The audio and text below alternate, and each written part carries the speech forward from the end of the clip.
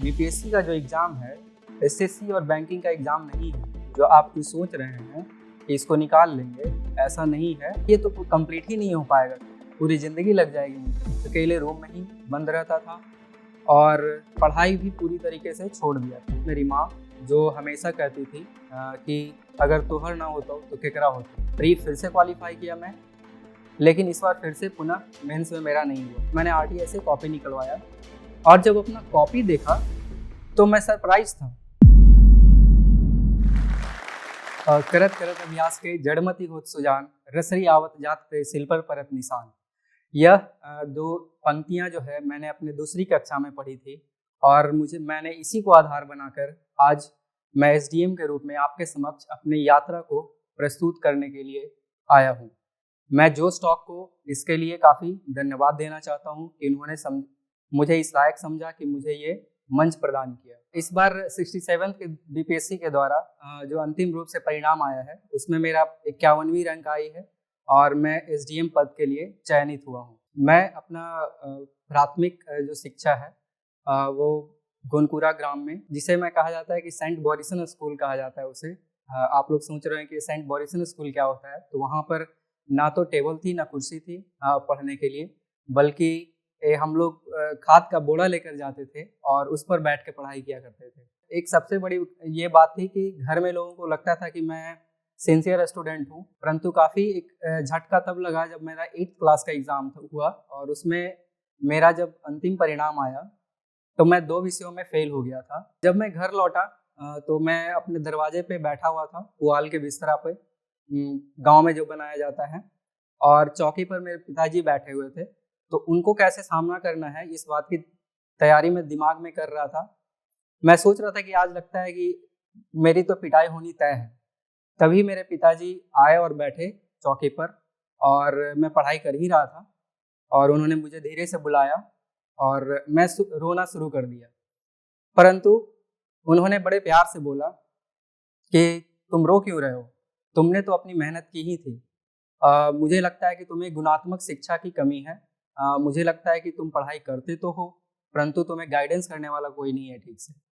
तो मुझे काफ़ी राहत मिला और इसके बाद मेरे पिताजी ने अचानक से मुझे एक दिन कमरे में बुलाया और मेरी माँ भी वहीं थी। तो उन्होंने बोला कि अगर तुम्हें शहर लेकर जाऊं तो क्या तुम पढ़ाई कर पाओगे? तो मैंने कहा ठीक है। मैंने उनसे एक ही लाइन बोला कि वहाँ पर शहर में लाइन इलेक्ट्रिसिटी होगा तो हम रात भर बल्ब में पढ़ाई कर पाएंगे। और उन्होंने एक बात स्पष्ट रूप से कहा कि उनकी ये इतनी तनख्वाह नहीं है कि हम ज़्यादा दिन तक वहाँ पर पढ़ाई कर पाएंगे।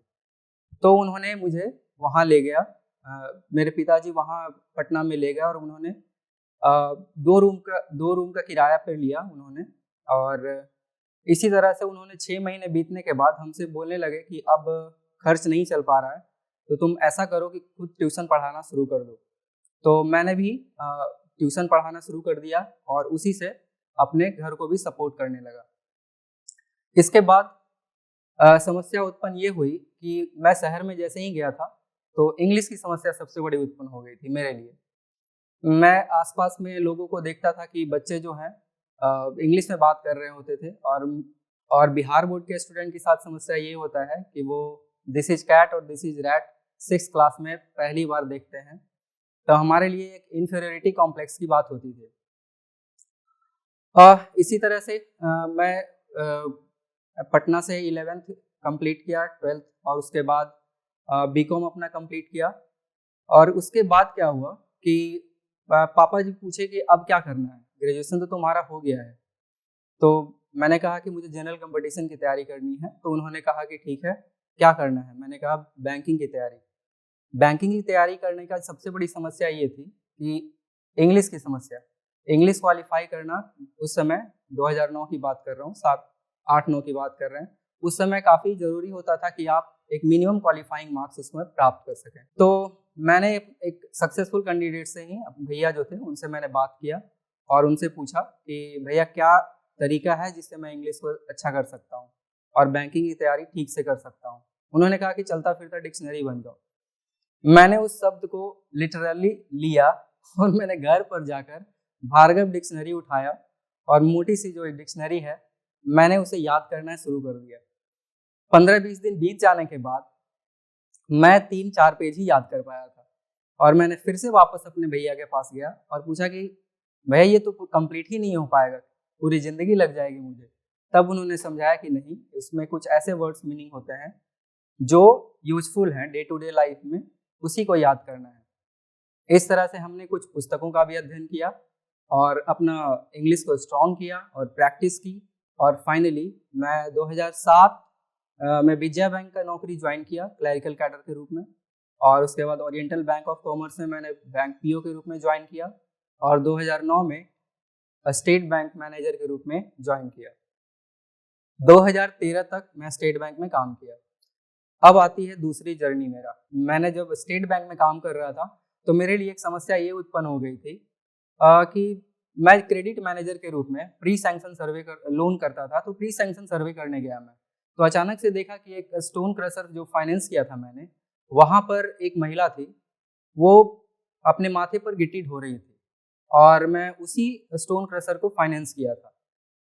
तो मैंने पूछा अपने स्टाफ से कि ये महिला कौन है। तो मैंने महिला से पूछा कि आप यहाँ पर कहाँ से आई हैं। तो बोली कि हम मजदूरी कर रहे हैं, ये मेरा ही पहाड़ है। तो मेरे लिए बहुत शॉकिंग था कि आखिर जिनका पहाड़ है वही मजदूरी कैसे कर रहा है। तो मैंने कहा कि ये क्या हो रहा है कि मैं किस तरह का फाइनेंस काम कर रहा हूँ अपने जॉब के साथ, मैं जस्टिफाई नहीं कर पा रहा हूँ, इसमें एथिक्स और मॉरलिटी मुझे कमी नजर आई। तो मैंने उस वक्त डिसाइड किया कि अब मुझे बैंकिंग क्षेत्र में काम न करके अब मुझे एडमिनिस्ट्रेशन का पार्ट बनना है, ताकि मैं लोगों के बीच जाकर उनके साथ एथिकली एंड मॉरली अपना सपोर्ट कर सकूं। और वो मेरा एक डिसीजन लेने का सबसे बड़ा कारण था। और तब मैंने स्टेट बैंक रिजाइन किया और उसके उपरांत मैंने एसएससी के एग्ज़ाम दिया। वो इसलिए दिया ताकि मुझे समय मिल सके और ताकि मैं पढ़ाई कर सकूं सिविल सर्विसेज का। 2013 में मेरी शादी भी हो गई। शादी के बाद जो क्या हुआ कि समय काफ़ी कम मिलने लगा मुझे, जिसके कारण से मैं पढ़ाई से दूरी हो गई मेरी और लगभग 3-4 साल बीत गए और मैंने ज़्यादा पढ़ाई कर नहीं पाया। परंतु एक जहन में मेरी बैठी हुई थी कि मुझे एसडीएम तो बनना ही बनना है। तब मैंने क्या किया कि स्टेट पीसीएस के बारे में सुना कि ठीक है, हम बीपीएससी नहीं कर सकते हैं तो क्यों ना हम बीपीएससी की ही तैयारी करें। तो इसके लिए मैंने क्या किया, एसएससी सीजीएल का एग्ज़ाम फिर से दिया मैं और वापस बिहार में एजी ऑफिस में डिविजनल अकाउंट्स ऑफिसर का जॉब ज्वाइन कर लिया 2016 में। अब मैंने जब बिहार आ गया तो अब मैं सोचा कि इससे अच्छा प्लेटफॉर्म नहीं मिल सकता है कि मैं वापस अपने कर्म भूमि पर आ गया हूँ और यहाँ पर मैं तैयारी अच्छे से कर पाऊँगा और मुझे एक अच्छा इन्वायरमेंट मिलेगा। लेकिन समस्या ये थी कि एक तरफ मैं बैंकिंग और एसएससी का तैयारी किया था, वो काफ़ी ऑब्जेक्टिव प्रकृति का था, जबकि बीपीएससी की तैयारी एक सब्जेक्टिव प्रवृत्ति की थी, यानी कि इसमें लेखन शैली की आवश्यकता काफ़ी होती है और साथ साथ पढ़ाई के साथ साथ मुझे जॉब भी करनी थी और फैमिली भी थी। ऐसे में मेरे लिए ये समस्या उत्पन्न हो गया कि आखिर तीनों को कैसे मैनेज किया जाए। तब मैंने टाइम मैनेजमेंट के लिए ऐसा किया कि दिन में अपना जो जॉब करता था उस दौरान भी अगर मुझे थोड़ा बहुत भी वक्त मिलता था तो मैंने उसकी तैयारी उसी दौरान कुछ टॉपिक को मैं कंप्लीट कर लेता था और रात को आने के बाद मैं बिना किसी देर किए हुए रात में ही अपना पढ़ाई कर लेता था। काफ़ी देर रात तक मुझे जगना पड़ता था, लगभग 2 बजे 3 बजे, कभी कभी रात में हम पूरे रात जागे रहते थे और अगले दिन ही जाना पड़ता था ऑफिस। हालांकि ये ज़्यादा दिन तक चलता नहीं था, 3 से 4 दिन, उसके बाद इतने थकान हो जाते थे कि फिर संडे को पूरा सोना ही पड़ता था। अब सवाल ये उठता है कि क्या इससे मेरा सफलता वहीं पे शुरू हो गई? तो नहीं। 56वीं से 59वीं का मैंने प्री दिया। प्री तो मैं क्वालिफाई कर गया क्योंकि पहले से बैंकिंग और एसएससी का मेरा बैकग्राउंड था। लेकिन समस्या उत्पन्न हुई मेंस में। मैंने मेंस की तैयारी कुछ खास नहीं किया था, एक या 1.5 महीना पढ़ा था, परंतु मैंने जाकर दिया और फाइनली जब उसका रिजल्ट आया तो मेरा नहीं हुआ मेंस में। 60वीं से 62वीं का पुनः मैं एग्ज़ाम दिया, प्री फिर से क्वालिफाई किया मैं, लेकिन इस बार फिर से पुनः मेंस में मेरा नहीं हुआ। अब समस्या हो गया कि मुझे सेल्फ डाउट होना शुरू हो गया। यहीं पे समस्या उत्पन्न हुई और मैंने सोचा कि ठीक है, सभी लोग यूपीएससी की तैयारी करने के लिए दिल्ली जाते हैं, मैंने भी सोचा कि चलो मुखर्जी नगर चलते हैं, वहाँ से शायद सफलता का कुछ राज मिल जाए मुझे। मुखर्जी नगर में मैं जब गया 1 महीने के लिए छुट्टी लेकर, तब वहाँ मेरे ज़िंदगी का सबसे बुरा समय देखने को मिला, जब एक फ्रेंड ने मुझे यह कह दिया कि ये बीपीएससी का जो एग्ज़ाम है, एसएससी और बैंकिंग का एग्ज़ाम नहीं है, जो आप जो सोच रहे हैं कि इसको निकाल लेंगे, ऐसा नहीं है। आप जो तैयारी कर रहे हैं, इससे कुछ नहीं होने वाला है। ये मेरे लिए बहुत ही डिप्रेसिंग था और मैंने इसको सीरियसली ले लिया और मैं वापस दिल्ली छोड़ा, उसी दिन ट्रेन पकड़ा और वापस पटना। और मैंने ये मान लिया कि अब मेरे ज़िंदगी में डिविजनल अकाउंटेंट का ही नौकरी करना है। ऐसा नहीं है कि डिविजनल अकाउंटेंट के जॉब से मैं सेटिस्फाइड नहीं था, परंतु मेरा यह शुरू से ही मैं स्टेट बैंक ही छोड़ा था इसलिए कि मुझे सिविल सर्विसेज में जाना है। इसीलिए मुझे ये ताना सुनने को मिला सोसाइटी के द्वारा, और इवन मेरे फैमिली वाले भी बोलने लगे कि कहाँ स्टेट बैंक का मैनेजर था और ये अब डिविजनल अकाउंटेंट बनकर रह गया है। तो ये मेरे लिए काफ़ी डिप्रेसिंग रहा और इस कदर तक डिप्रेशन में गया मैं कि मैं इमेजिनेशन में जीने लगा था। एक समय में ऐसा लगता था मैं सुबह उठकर बैंक जा रहा हूँ और बैंक शाम में वापस लौट रहा हूँ, और इस तरह से ना तो मैं किसी से बात करता था, अकेले रूम में ही बंद रहता था, और पढ़ाई भी पूरी तरीके से छोड़ दिया था। परंतु एक सबसे बड़ी बात ये हुई कि 56वीं से 59वीं का उसी वक्त रिजल्ट आ गया फाइनल। तो उस वक्त क्या हुआ कि उसमें कॉपी भी दिया जाता है कि आप आरटीआई से कॉपी निकाल सकते हैं। तो मैंने आरटीआई से कॉपी निकलवाया और जब अपना कॉपी देखा तो मैं सरप्राइज था।